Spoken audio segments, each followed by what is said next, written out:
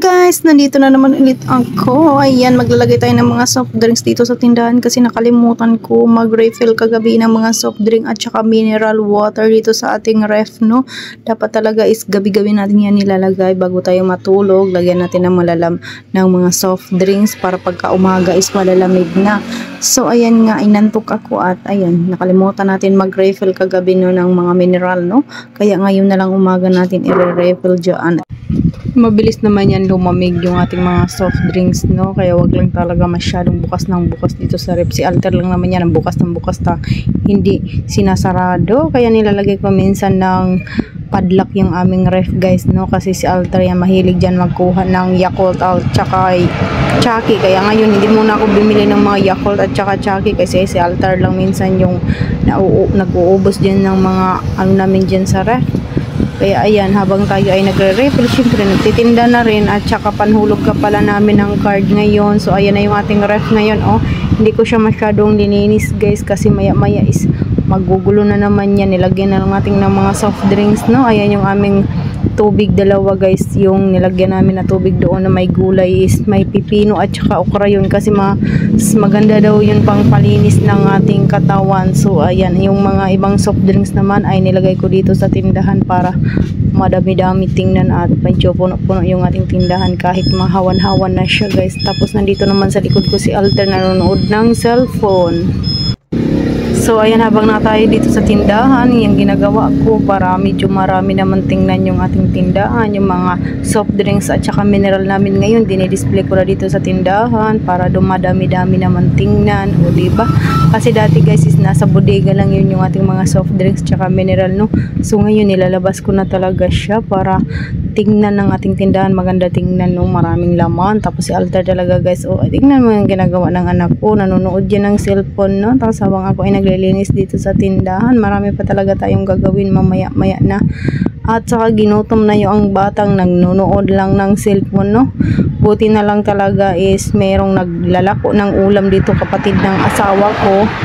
Meron siyang gulay, binili ng asawa ko kaninang umaga kasi natutulog pa kami. Ayan yung gulay niya, yung kalabasa ng sahog ay pasayan. Kumakain yan si Alter kaya bumili si Papa, no? Tapos bumili rin siya ng munggo.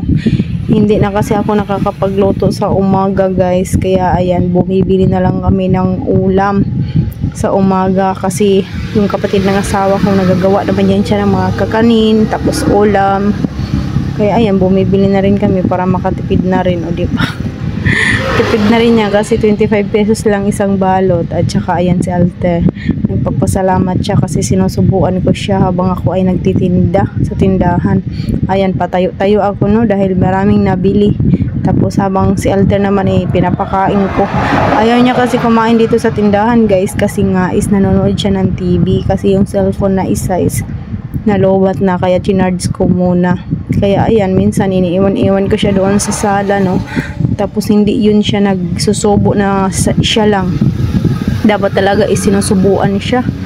Kaya ayun, minsan nadadatnan ko yung pahiga-higa lang doon sa tindahan, sa sala, no. So ayan, may bumili pa dyan bata na tinapay. Bumili pa ng tinapay yung bata, kaya binintahan ko na paglabas ko dyan sa tindahan at babalikan ko na naman ulit si Alter doon sa sala. Kasi nga nagugutom na yung batang yun. Nag-inom lang yan kanina ng milk, tapos pag pinapainom ko talaga yan siya ng milk sa umaga, guys, pagkatapos niya uminom ng milk, gugutomin agad yan. Kaya ayan, pinapainom ko talaga lagi yan siya, no. Tapos ayan, inaasikaso ko na yung mga payment namin ngayon dahil Friday ngayon, panghulog sa card. Ako kasi yung treasurera dito sa amin. Alam nyo ba dati, guys, nung high school pa ako, treasurera din ako, tagahawak ba ng pera ba? Lagi na lang yung parang ano sa akin, yung parang ganun yung kapalaran ko, yung tagahawak lang ng pera.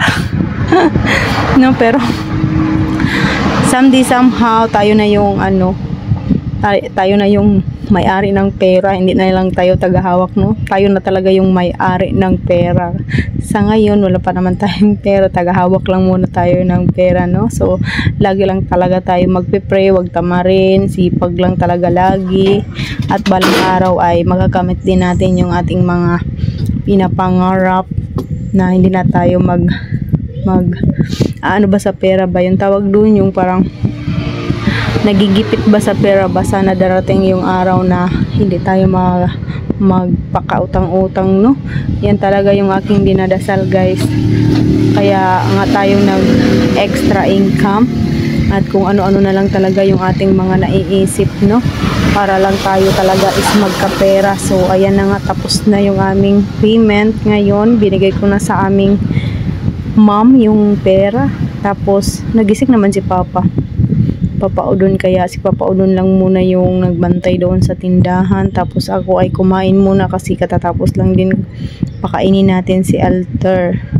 Tapos yung aming mga pinagkainan mamaya matapos ako kumain, maghuhugas na rin ako ng aming pinagkainan kasi walang tao dito sa bahay. Tapos magkakalat na naman yan doon sa kusina, no? Tapos ayan, hugasan ko yan talaga doon. Tapos pupunasan na rin yung mga pinagkainan ng aking mga estudyante, no? Yung ulam ko pala dyan is yung tinola na pork belly. Kahapon ko yan na ulam. Parang tinitipid-tipid ko rin yung karne, no? Kasi gustong gusto ko na talaga bumalik sa aking pagdadayet na hindi ko makain ng kanin. Kasi marami na namang mga tumutubo na rashes sa aking katawan, no? Pag nakapakain talaga ako ng kanin. Kaya minsan talaga is inaano ko talaga yung dinidisiplina ko talaga yung aking sarili, guys. Tapos yung isa namang pinapapak ko dyan is yung adobong manok.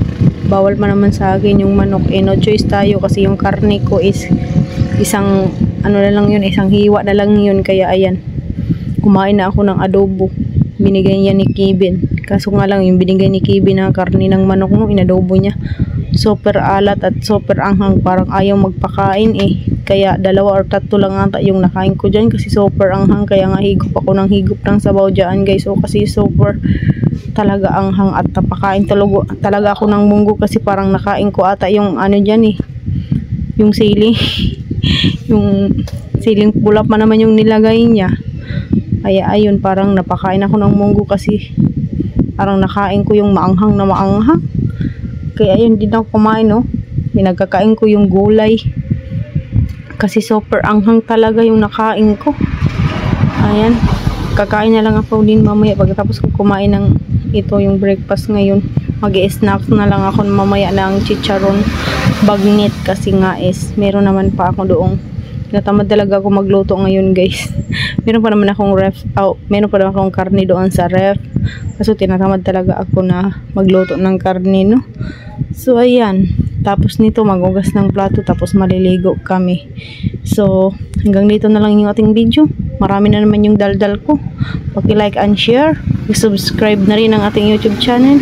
Hanggang dito na lang yung ating video. Maraming salamat.